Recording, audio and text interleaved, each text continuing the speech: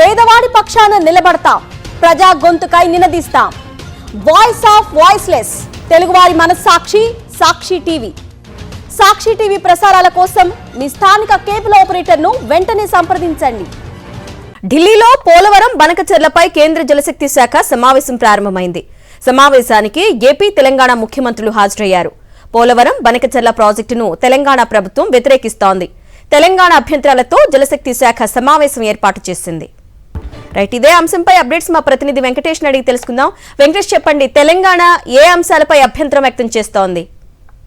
ఈరోజు కేంద్ర జలశక్తి శాఖ ఒక కీలక సమావేశాన్ని ఏర్పాటు చేసింది. పోలవరం బనకచెర్ల ప్రాజెక్టు పైన రెండు రాష్ట్రాల మధ్య వివాదం నెలకొంది. ఈ ప్రాజెక్టును చేపట్టొద్దని తెలంగాణ ప్రభుత్వము కేంద్ర ప్రభుత్వానికి ఫిర్యాదు చేసింది. సో ఆ నేపథ్యంలో ఈరోజు కేంద్ర జలశక్తి మంత్రి సిఆర్ పాటిల్ ఈ సమావేశాన్ని ఏర్పాటు చేశారు. సో కాసేపట్లో 2:30 ఈ సమావేశం ప్రారంభం కాబోతోంది. ఆంధ్రప్రదేశ్ ముఖ్యమంత్రి చంద్రబాబు నాయుడు, తెలంగాణ ముఖ్యమంత్రి రేవంత్ రెడ్డి ఇద్దరు కూడా ఢిల్లీలోనే ఉన్నారు.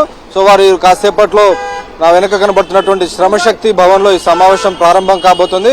సో అధికారుల బృందం కూడా ఈ సమావేశంలో పాల్గొనబోతోంది. ఇప్పటికే ఈ పోలవరం బనకచెర్ల ప్రాజెక్టు ప్రతిపాదనలను కేంద్ర ప్రభుత్వానికి సంబంధించినటువంటి ఎక్స్పర్ట్స్ అప్రైజల్ కమిటీ వెనక్కి తిప్పి పంపింది. దీనికి సంబంధించి ఏదైతే వరద జలాల ఆధారంగా ఈ ప్రాజెక్టును చేపడతామని ఎవరికి అభ్యంతరం ఉండాల్సినటువంటి అవసరం లేదని చంద్రబాబు పదే చెప్తున్నప్పటికీ అందులో అసలు వరద జలాలు, గోదావరిలో వరద జలాల లెక్కే తేలలేదు. అసలు వరద జలాలకు డెఫినేషన్ అనే అంశం పైన కూడా ఇప్పటివరకు ఎలాంటి ఒక ఇదమిద్దమైనటువంటి డెఫినేషన్ లేనటువంటి నేపథ్యంలో అవి ఎంత వరద జలాలు ఉన్నటువంటి లెక్కే లేని నేపథ్యంలో ఇది ఇప్పట్లో సాధ్యం కాదు అని ఎక్స్పర్ట్స్ అప్రైజల్ కమిటీ ఇప్పటికీ పోలవరం బనకచెర్ల ప్రాజెక్టు ప్రతిపాదనలు తిప్పి పంపింది.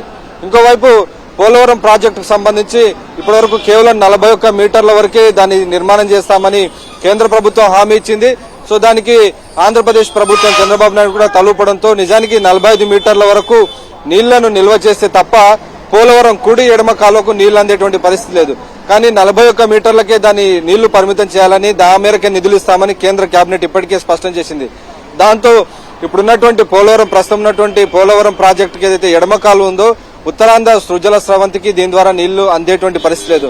నిజానికి పోలవరానికి సంబంధించినటువంటి ఉద్దేశాలే నెరవేరేటువంటి పరిస్థితి లేనప్పుడు పోలవరం ఆధారంగా మరొక ప్రాజెక్టును, బనకచెర్ల ప్రాజెక్టును మళ్లీ తెర ముందుకు తీసుకురావడం ఖచ్చితంగా ఇది కమిషన్ల కోసమే చంద్రబాబు నాయుడు చేస్తున్నాడు. బనకచెర్ల ప్రాజెక్టు ద్వారా ఎత్తిపోతల పథకం ద్వారా పెద్ద ఎత్తున ఎర్త్ వర్క్స్ చేసి దాని ద్వారా భారీ ఎత్తున కమిషన్లు కొట్టేసేటువంటి ఒక పన్నాగమే దీని వెనుక ఉందనేటువంటి ఒక వాదన వినిపిస్తుంది. సో ఆ నేపథ్యంలో ఒకవైపు అసలు పోలవరంలో ఇటు గోదావరిలో ఎన్ని జలాలున్నాయి, వరద జలాలు అసలు లేనే లేదు, ఇప్పటివరకు దానికి లెక్కింపే లేదనేది ఇప్పటివరకు నిపుణులు చెప్తున్నటువంటి వాదన. ఇప్పుడున్నటువంటి గోదావరి జలాల ట్రిబ్యునల్ ప్రకారం తెలంగాణకు దాదాపు 500 టీఎంసీ, తెలంగాణకు 900 టీఎంసీల హక్కు ఉంది. అలాగే ఆంధ్రప్రదేశ్ కు 400 టీఎంసీల హక్కు ఉంది. ఇటు ఆంధ్రప్రదేశ్ కు 500 టీఎంసీలు హక్కున్నటువంటి. సో తెలంగాణ ప్రధానంగా చెప్తుంది తాము కేటాయించినటువంటి నికర జలాలపైన ప్రాజెక్టులు పూర్తయిన తర్వాతే పోలవరం బనకచెర్ల గురించి ఆలోచించాలి తప్ప అంతకు ముందు దీన్ని ఆలోచించాల్సినటువంటి అవసరం లేదు. అసలు ఈ ప్రాజెక్టు ఎజెండానే ఈ సమావేశంలో ఉంటుందని తెలంగాణ ప్రభుత్వం చెప్తుంది. సో ఇద్దరిని కూర్చోబెట్టి తెలంగాణ ప్రభుత్వం కేంద్ర ప్రభుత్వం ఏం చేస్తుందన్నది మనం ఈరోజు చూడాల్సింది.